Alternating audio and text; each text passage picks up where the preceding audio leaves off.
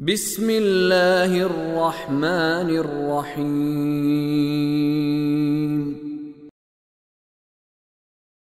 قل أندعو من دون الله ما لا ينفعنا ولا يضرنا ونرد على أعقابنا بعد إذ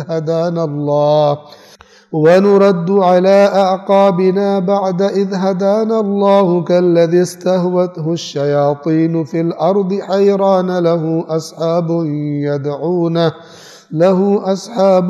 يدعونه إلى الهدى ائتنا قل إن هدى الله هو الهدى وأمرنا لنسلم لرب العالمين وأن أقيموا الصلاة واتقوه وهو الذي إليه تحشرون وهو الذي خلق السماوات والأرض بالحق ويوم يقول كن فيكون قوله الحق وله الملك يوم ينفخ في الصور عالم الغيب والشهادة وهو الحكيم الخبير۔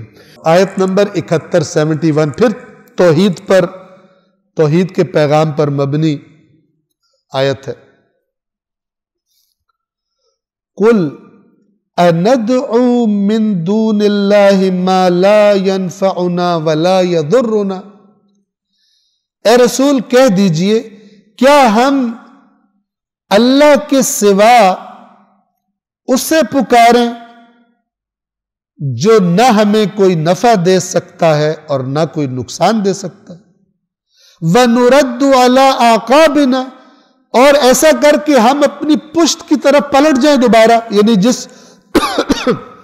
جس مشرکانہ دین سے ہم نے نجات حاصل کی ہے اور توحید کی طرف آ گئے ہیں، پھر ہم اللہ کے سوا اوروں کو پکاریں جیسے پہلے کرتے تھے اور پھر پلٹ جائیں اپنے اس دین کی طرف، سابقہ دین کی طرف۔ بعد اذ ہدانا اللہ، اس کے بعد کہ اللہ نے ہماری ہدایت کر دی پھر ہم وہی حرکت کریں اور پلٹ جائیں اسی نظام شرک کی طرف۔ پھر آگے مثال دی جا رہی ہے، کَالَّذِي اسْتَهْوَتْهُ الشَّيَاطِينُ فِي الْأَرْضِ، اس شخص کی طرح جسے شیطانوں نے رستہ بھلا دیا ہو۔ وہ ایک بیابان میں پھر رہا تھا، جا رہا تھا، لیکن شیطانوں نے کیا کیا؟ اس کو رستہ بھلا دیا، حیران، اور اب اس کی حالت کیا ہے؟ وہ حیران، حیرت میں، میں کدھر جاؤں؟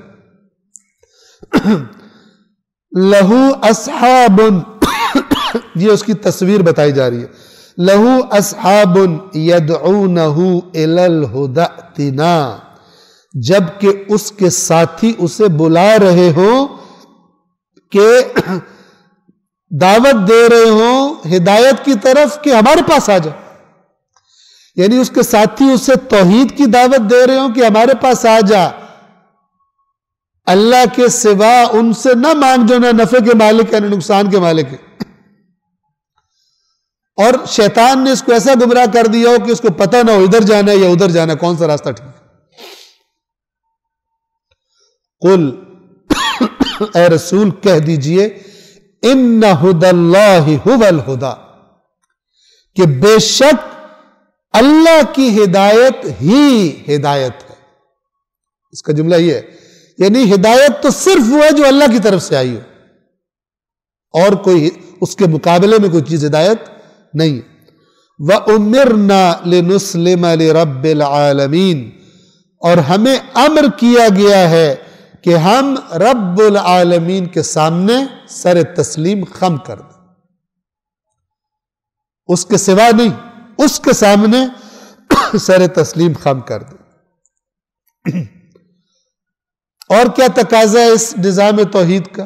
آیت نمبر 72، وَأَنْ أَقِيمُوا الصَّلَاةَ وَاتَّقُوهُ، اور یہ کہ نماز قائم کرو اور تقوی اختیار کرو، وَهُوَ الَّذِي إِلَيْهِ تُحْشَرُونَ، اور وہی ہے جس کی طرف تمہیں معشور کیا جائے گا، یعنی جو تمہارا فیصلہ کرے گا، حساب کتاب کرے گا، تو پھر اوروں کی طرف کیا کر رہے؟ آیت نمبر 73، وَهُوَ الَّذِي خَلَقَ السَّمَاوَاتِ وَالْأَرْضَ بِالْحَقِّ، اور وہی ہے جس نے آسمانوں اور زمین کو برحق، مبنی برحق خلق کیا ہے، یعنی بامقصد خلق کیا ہے. ایسے ہی کھیل تماشا کرنے کے لیے خلق بیہودہ خلق نہیں کر دی، بے مقصد خلق نہیں کر دی. فَيَوْمَ يَقُولُ كُن فَيَكُونُ، اور جس دن وہ کہے گا ہو جا تو ہو جائے گا، یعنی قیامت آئے گی. قولہ الحق، اس کا قول حق ہے، یعنی جو وہ کہتا ہے وہ حقیقت کا روپ اختیار کر لیتا. جس چیز کو وہ کہتا ہے وہ ہوتی ہی نہیں ہے، اس کا وجود ہی نہیں ہوتا. وہ کہتا ہے ہو جا، وہ ہو جاتی، وہ پھر وجود اختیار کر لیتی ہے. قولہ الحق، یہ اس کا کن فیکون حق ہے.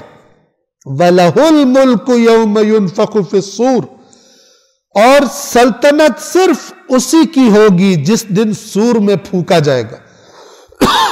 جس دن قیامت برپا ہوگی اس دن بلا شریک سلطنت کا، ملک کا، بادشاہت کا مالک کون ہوگا؟ اللہ تبارک و تعالی ہوگا. عالم الغیب والشہادہ، اب یہ ساری صفات توحید یعنی اللہ کا تعارف بیان ہو رہا ہے. یہ میں ریپیٹ کرتا ہوں کہ یاد رکھیے، ایک فارمولہ یہ ہے توحید کی، اپنی توحید کی حفاظت کا اور احتیاط کا، کہ وہ کام، کہ اللہ ان کاموں کو اس وقت بیان کرتا ہے جب اپنا تعارف کروا رہا ہوتا ہے اور کہہ رہا ہوتا ہے کہ یہ سب جب میں کرتا ہوں تو پھر کیوں دوسری طرف جاتے ہو.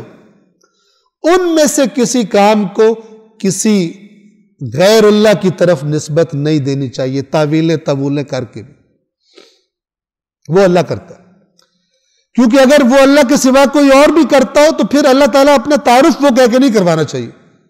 پھر کہنا چاہیے میں بھی کرتا ہوں اور یہ بھی کرتا ہے، یہ بھی کرتا ہے، یہ بھی کرتا ہے، یہ بھی کرتا ہے. بات اگر آپ غور کریں گے تو بات واضح ہے.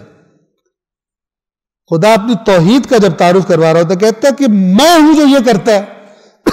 پھر کوئی تھوڑی بات تعویل کر کے کہ نہیں آپ اللہ کے علاوہ یہ بھی کرتے، یہ بھی کرتے، یہ بھی کرتے، یہ غلط تعویل ہے.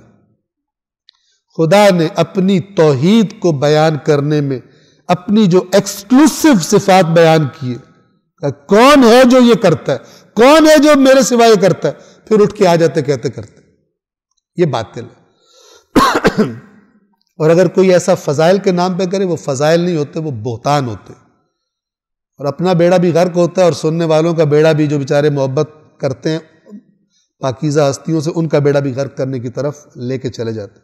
لہٰذا آپ قرآن خود پڑھیں، دیکھیں کہ وہ جگہ جہاں پہ اللہ نے کچھ کاموں سے اپنا تعارف کروایا کہ یہ میں کرتا ہوں، مجھے بتاؤ اور کون کرتا ہے. مثلاً فرماتا ہے کہ آسمانوں اور زمین اور جو کچھ اس کے درمیان ہے وہ میں نے خلق کیا ہے، تم مجھے بتاؤ جنہیں تم کہہ رہے ہو انہوں نے کیا خلق کیا. اب کوئی بندہ اٹھ کے آئے خلق کیا ہوا، یہ باطل ہے.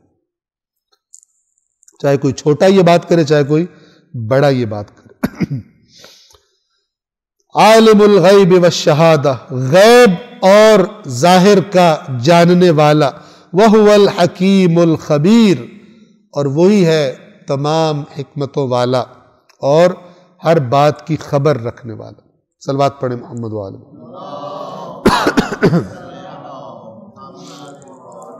اب اللہ العلی العظیم.